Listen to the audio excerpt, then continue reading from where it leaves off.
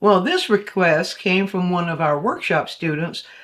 She sent me an email saying, I have a question about painting rustic boards, such as those found on old barns, buildings, and fences. I understand about finding values and tones, but I'm wondering about technique and brush choices. Well, there's one we can have some fun with.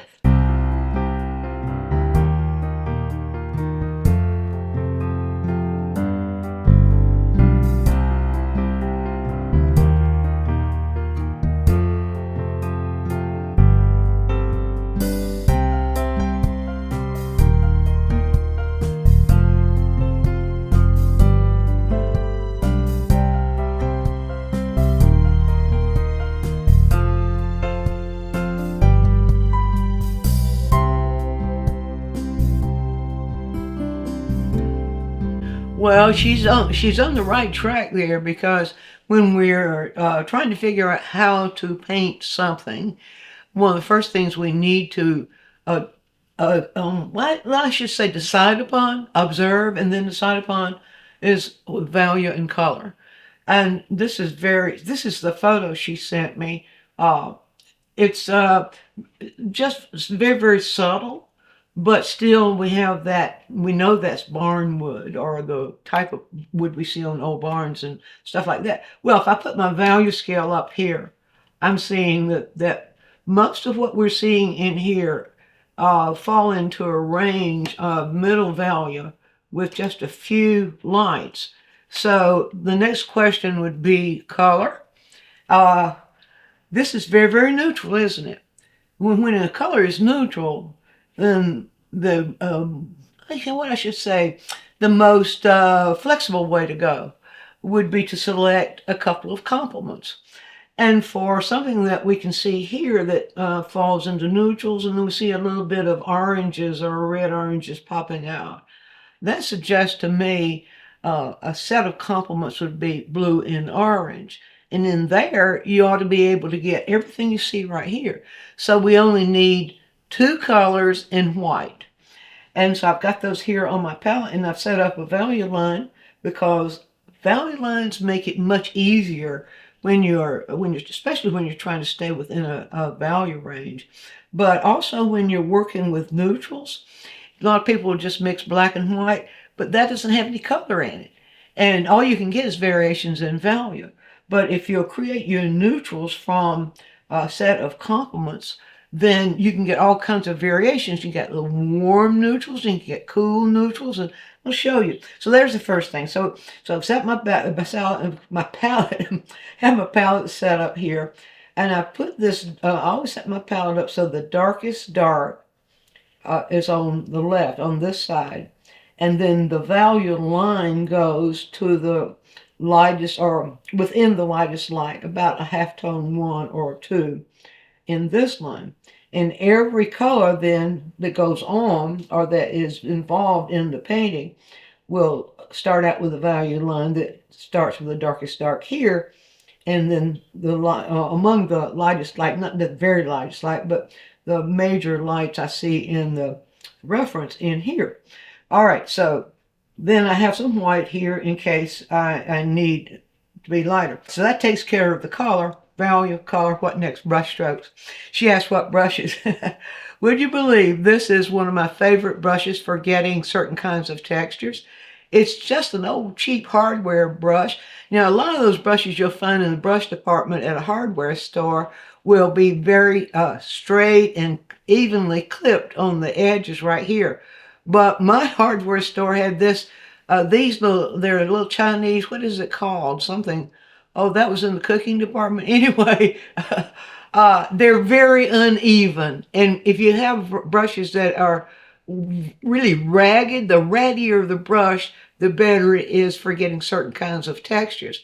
So cost $1, I think, and very, very useful. I'll show you that in just a minute. So that's a texture. That's one of the brushes. The other one is simply a brush for applying a broad area of color. Now, the strokes of the brush, what do we have here? All this is moving in a horizontal line. Now, we just have a section of board here. We would never want a whole painting to be done just with horizontal movements because that would be very boring and uninteresting. But for a section in a painting, such as the wood on an old barn or other things that you might see, that kind of movement with the brush for laying in the color will best translate that. Now, what I like to do when I see something like this, or anything, is to first look at it in terms of what kind of brush stroke does that look like, the image itself. Because when you become familiar with what your brushes will do, and we show you a lot of that throughout our quick tips. I mean, we have like over 500, and among those you have various tips showing you different ways that you can use brushes to make certain things happen. And that's what we use the brush for, make something happen. All right, lots said there, but that's on purpose. All right, so we have here, first of all, if I squint, what I'm seeing is kind of a gradation or kind of a alternation, more or less, of darker, lighter, darker, lighter, darker, lighter as it goes down. And I don't have to try to copy that, but if I get the general pattern of that, it will communicate what I'm trying to do. So there's some hints for you. I never just want to show you or let you see how I do something without giving you a step-by-step how you can use that technique to paint anything that might fall into that category of images. Now, first thing I want to do here, I'm working in this, I want to work in this middle value area here. I might pick up a little dark, I might pick up a little light, because variation in value is what I see a lot of. And so we'll start there. This will require two, you might say, passes. One will be where I'm going just to lay a general area of paint in. That would be the you might call it the undercoat. I don't like that word for some reason. It sounds too much like painting a house, but I can't think of a better one right now. So here's what I'll do. Now, pulling the blue down, pulling this orange. Somebody's going to say, what colors are you using? I always start by calling the color by its hue name, the hue name I see on the wheel, because that's how you can get your truest color. Then I look for that hue among my tubes. That's always the way I select color. So the blue I'm using is ultramarine blue.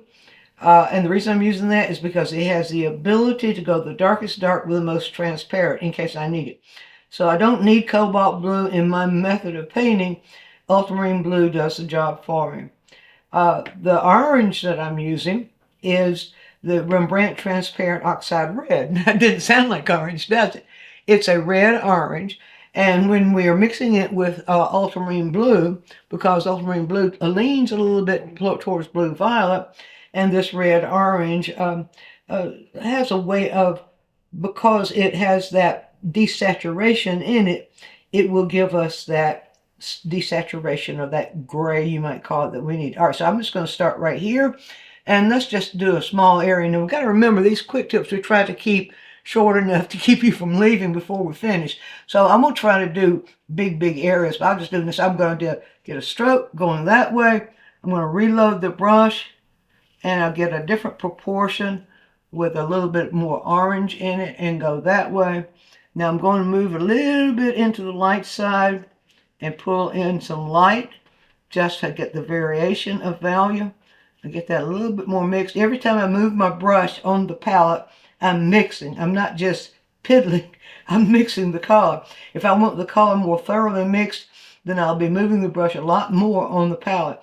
If I don't want it quite so mixed, if I want this kind of variation in the brush strokes I'm putting down, then I will not mix that much on the palette. All right, so this is going to be very neutral. I'll just go, and I'm coming back. And the reason I'll make one stroke. If I don't get the coverage I want, then I'll come back over that and hit it again, but not just pick.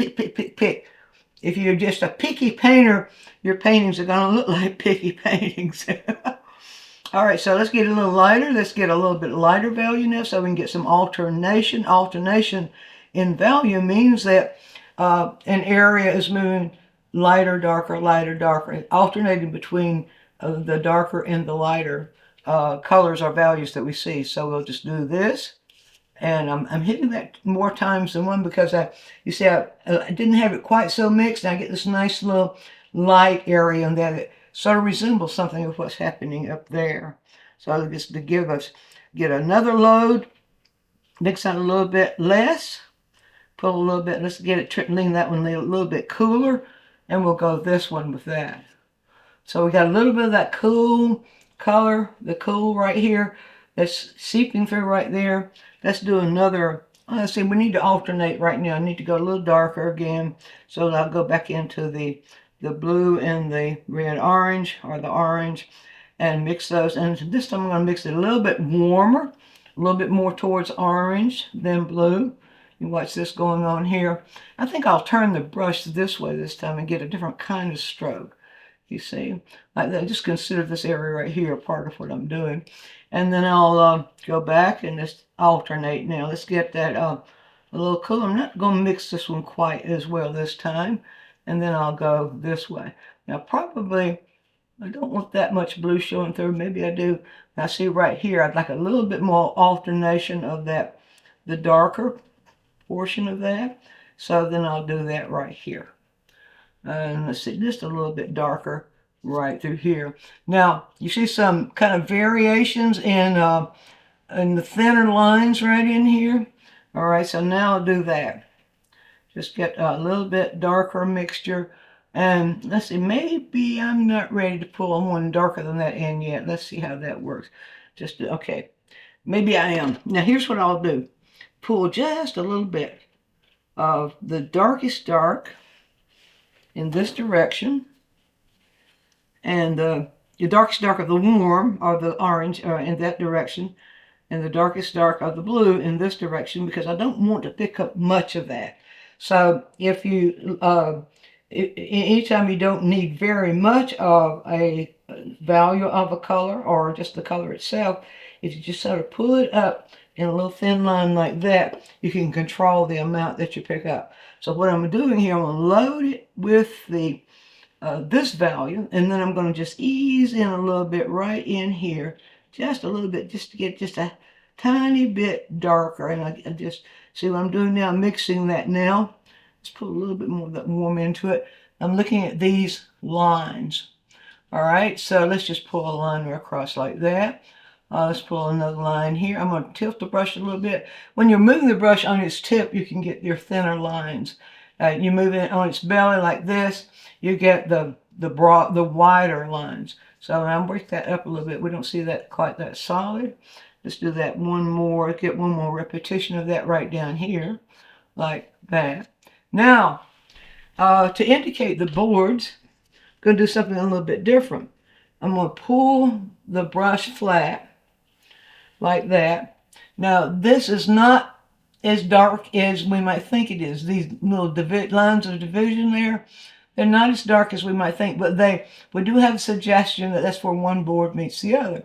So I just want a little bit darker than what we have there, something like this. So I'm going to pull this out like this and get that mixed into a neutral of that value, of this value. Let's get that a little bit more. Don't want that quite that cool. Just taking them that way. Now pull the palette knife off. Now, I want that mixed. Let's see, is that going to be too dark? Maybe not. Let's see if it is. Now this time, what I'm going to do, people will think, well, this is cheating. No, it's not. It's part of the painting process. If you have a maul stick, it's not only can you use it just to stabilize your hand or your brush while you're painting little delicate, tedious areas. You can also use it to glide the brush along in case you want to have a straight line. And so the way we do that is a flat brush, and we have it loaded with paint, but then pulled flat. Not having paint, you see there, like that. I hope you can see that. Not having the paint, brush is a little bit bent, that doesn't matter. Not having the paint gunked up on the brush, just very, very smooth, where we've pulled the major part of the paint off. But I need that tip like that. Now I'm going to push that tip into this dark.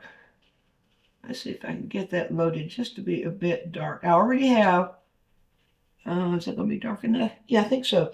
I already have enough paint in the brush that when I pushed it in with that dark, it gave me the value I want. So here's what I'm going to do to show the boards.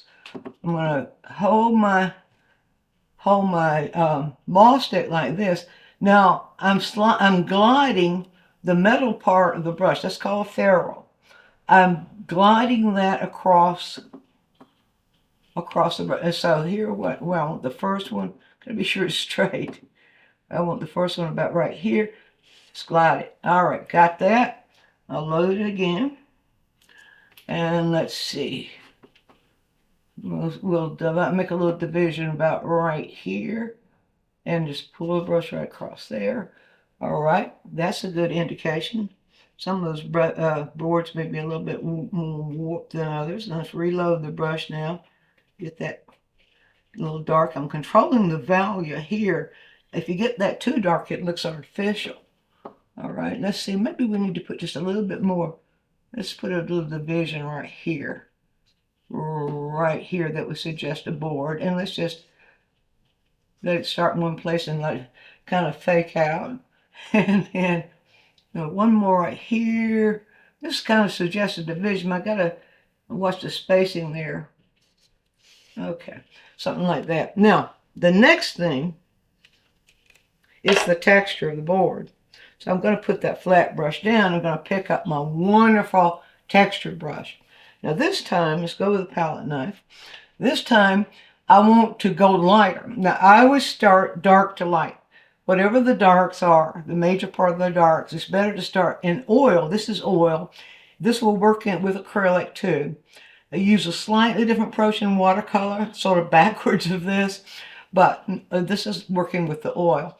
So I need the lighter tones there to suggest those little lighter portions of the board. That's part of the coloration. Part of all that's caused by the way the light's hitting it, but this is a small chunk. So I need that just a little bit lighter than that. Not too light. A lot of people just want to grab white. Well, that's not really the smartest thing you can do. So I'm going to go on this side, and this is as light as I want that to be, and I'm going to get this neutral. Let's get it very, very neutral. Keep pulling the warm into it until I see the hue disappear.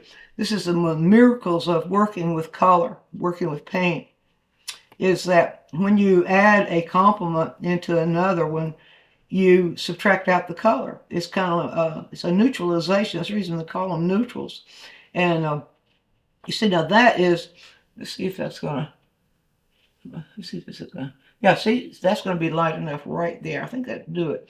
All right, pull that off the palette knife. Now, here we go. So I'm gonna load just the tip of this ratty brush and just randomly do this. And let's do just a little bit more of that. Random. Let's give a stroke that gives a little bit of a curve in it. Let's do a little bit like that. Give it a little bit more texture. See, if I stop, it gives us that spotty texture. See, like that? So we do see a few of those little sort of spotty things going on. So I'll just kind of touch it a little bit and then stroke that over it like that. Maybe one more. It'll give us a little bit more, and then I'm gonna pull it like this. This is called scumble. If you want the technique, whenever you're pulling a color over on top of a color, and it's not mixing, it's called scumble. Now, in the early days, when they were layering, building dark to light, they always refer to that scumble as pulling a light on top of a dark. These days, that term is used a lot more loosely to mean just letting one color sit on top of the other without being mixed. Now I'm going to turn it this way and pull it a little bit like that. I'll pull it a little bit like that and a little bit like that, because remember, I'm just trying to get the characteristics of what I'm seeing here. I'm not trying to get I'm not trying to copy what I'm seeing. That's a better way to handle it. Now that pretty much, let's see, now that doesn't do anything to kind of emphasize what we've already got. Let's see. I'm going to emphasize, I'm going to get my maul stick back here. Just with the flat brush, I'm just going to emphasize the cracks in the board a little bit, and that'll be it. So let's see, that's the wrong way to go. Here we go. Now this time the way I'm going to do that, I'm going to find a board and just going to emphasize right there just a little bit with the point of the brush, just letting the point of the brush, without putting much pressure on it, touch that. If I want it to be just a little bit more emphasized, I'll make it a little more cool. Cool it down a little bit with the blue. And let's see what we can do to get that looking like a real crack there. There we go. There we go. It's more like it. Let's just pull that away. And I'll emphasize one more, perhaps right here. Just now, if you make a straight line going all the way across to separate boards, show separation of boards, and you don't have variation in the thickness, it looks flat. So what we're better off just to suggest a line. First, that we make that get that little textural thing going on, and then a little emphasis like this, just to emphasize places where we might see a little bit more shadow between those boards. And let's put this right here. Okay, I like that. And I could go on, but maybe that gives you the idea. Now, you see, it's a lot of fun, isn't it? When you go at painting, you already know, you have already worked out how you're going to get what you're going to get. You worked out the color, you worked out the value, and then you start using a sequence that you know is going to work, where you lay, in this case, the sequence is lay the broad area of color on first, and then you begin to put the textures in. Have fun with that one. Be sure to view all of our quick tips. And while you're doing so, subscribe to the channel, click on the bell, so you'll always get a notice when we produce a new quick tip, which is every week. And if you have a question, leave it in the comments section and we'll make a quick tip for you. Also, take a trip over to DianneMize.com, where I have full-length lessons, downloads, DVDs, lots of other stuff there, some free stuff for you. And while you're there, you can subscribe to the newsletter, and that way you'll always be informed every time we do something new.